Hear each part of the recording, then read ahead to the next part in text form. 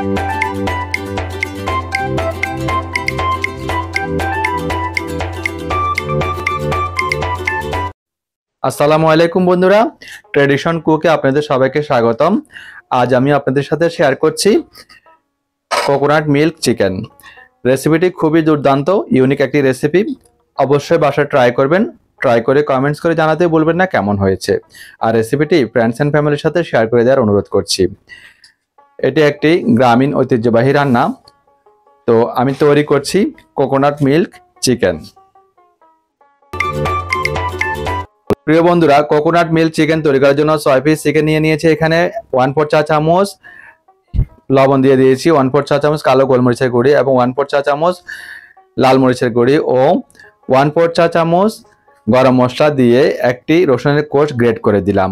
এরপর 1/4 চা চামচ আমি বাটার দিয়ে ভালো করে হাতের সাহায্যে চিকেনগুলোকে মাখিয়ে নিব।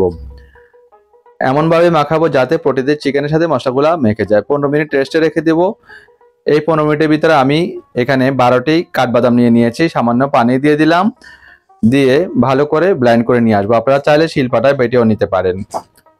এরপর আর 3 টেবিল চামচ পানি দিয়ে দিয়েছি বাদাম বাটাতে। ফ্যান বসিয়ে দিয়েছি চুলায় একটা। 1 টেবিল চামচ সরিষার তেল অ্যাড করে দিলাম। এই তেলে আমি চিকেনগুলা ভেজে নিব উল্টে পাল্টে। তো 50% আমি ভেজে নিব। তো চিকেনগুলো আমি 50% ভেজে উঠিয়ে নিব। এক পাশ 5 মিনিট ভাজার পরে মিডিয়াম টু লো ফ্লেমে আমি উল্টে দিব চিকেনগুলোকে। চিকেন গায়ে দেখতে পাচ্ছেন দাগ কেটে গিয়েছে। চিকেনগুলো আমার 50% ভাজা ডান। আমি উঠিয়ে নিলাম তেলটা ঝরিয়ে। এখন আমি অ্যাড করে দিব 1 টেবিল চামচ বাটার। তো বাটারটা গলে গেলে আমি অ্যাড করে দিব পেঁয়াজ এবং রসুন। এখানে আমি 1 কাপ পেঁয়াজ কুচি এবং রসুন দিয়েছি 12টি। সামান্য লবণ দিয়ে দিয়েছি খুব দ্রুত নরম হয়ে যাওয়ার জন্য।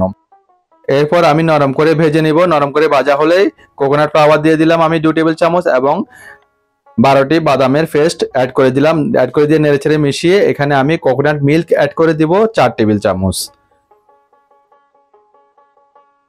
ভালো করে নেড়েচেড়ে মিশিয়ে নিব। এরপর ঢাকনা দিয়ে ডেকে একটি বলক আসা পর্যন্ত আমি অপেক্ষা করব। একটি বলক আসলে ঢাকনাটা আমি খুলবো। তেলটা ছাড়তে দেওয়া যাবে না। এরপর আমি এখানে চিকেন স্টক ব্যবহার করলাম। তো এখানে আমি 1/2 লিটার চিকেন স্টক ব্যবহার করেছি। ঢাকনা দিয়ে ডেকে বলক আসা পর্যন্ত অপেক্ষা করব।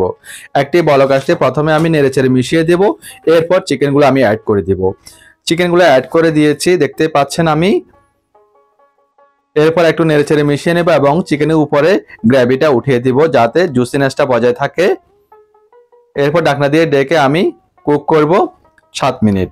7 মিনিট পর চিকেনগুলোর উপর আমি আবারও ঢাকনা খুলে গ্রেভিগুলো উঠিয়ে দিব আর একটু নেড়েচেড়ে মিশিয়ে দিব। এখন আমি চেক করে নিব লবণটা পারফেক্ট আছে কিনা। লবণটা পারফেক্ট আছে। ঢাকনা দিয়ে ডেকে নিয়েছি। ডেকে আরো 3 মিনিট কুক করেছি। দেখতে পাচ্ছেন রসুনগুলো সিদ্ধ হয়ে গিয়েছে এবং চিকেনগুলো সিদ্ধ হয়ে গিয়েছে। ঢাকনা দিয়ে ডেকে চুলা থেকে নামিয়ে 5 মিনিট দমে রাখার পর আমি গরম গরম পরিবেশন করে দিলাম।